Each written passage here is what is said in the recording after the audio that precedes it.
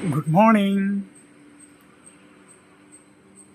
ജീവിതത്തിൻ്റെ ലക്ഷ്യസ്ഥാനത്തെത്താൻ കഴിയാതെ, നേടാൻ കഴിയാതെ ഭാരപ്പെട്ടിരിക്കുന്ന വ്യക്തിയാണോ താങ്കൾ? എങ്കിൽ താങ്കളോട് ഞാനൊരു കഥ പറയാം. ഒരു വ്യക്തിയുടെ കഥ. നൂറ്റാണ്ടുകൾക്ക് മുമ്പ് ജീവിച്ചിരുന്ന അദ്ദേഹം നല്ലൊരു വാഗ്മിയായിരുന്നു. അദ്ദേഹത്തിൻ്റെ തീക്ഷ്ണമായ പ്രസംഗ ചാതുര്യത്തിലൂടെ അനേകരുടെ ഹൃദയങ്ങളെ കീഴടക്കാൻ കഴിഞ്ഞു.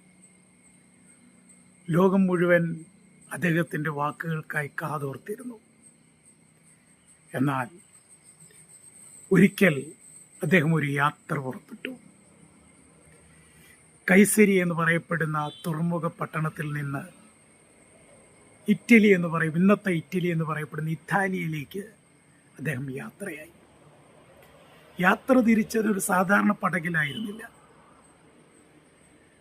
അന്നത്തെ ഏറ്റവും ശക്തമായ പ്രസിദ്ധി ആർജിച്ച പട്ടണമായ അലക്സാണ്ട്രിയയിലെ വലിയൊരു കപ്പലിലാണ് അദ്ദേഹം യാത്ര തിരിച്ചത്.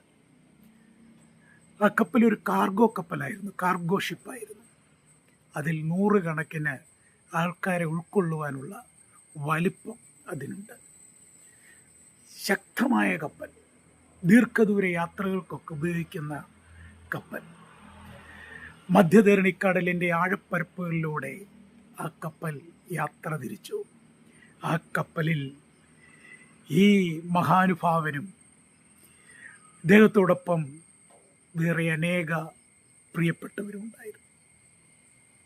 യാത്ര തിരിക്കുമ്പോൾ കടൽ അനുകൂലമാണ്, കാലാവസ്ഥ അനുകൂലമാണ്, കാറ്റ് മന്ദമായി വീശുന്നുണ്ട്. അദ്ദേഹം വളരെ സന്തോഷത്തോടെ യാത്ര തുടരുകയാണ്. എന്നാൽ കുറേ ദൂരം പിന്നിട്ടപ്പോൾ, കുറേ ദിവസങ്ങൾ കഴിഞ്ഞപ്പോൾ കാലാവസ്ഥ പ്രതികൂലമായി. കാറ്റ് ആഞ്ഞടിക്കുവാൻ തുടങ്ങി, കൊടുങ്കാറ്റ് വീശുവാൻ തുടങ്ങി, തിരമാലകൾ ഉയരുവാൻ തുടങ്ങി, കപ്പൽ ഉലയുവാൻ തുടങ്ങി. ആ കപ്പൽ വളരെ പ്രസിദ്ധിയാർജിച്ച കപ്പലാണ്.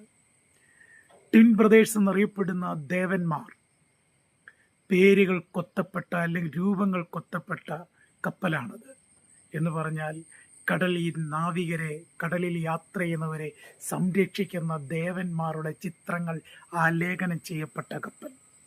എന്നാൽ കാലാവസ്ഥ പ്രതികൂലമായി, കൊടുങ്കാറ്റ്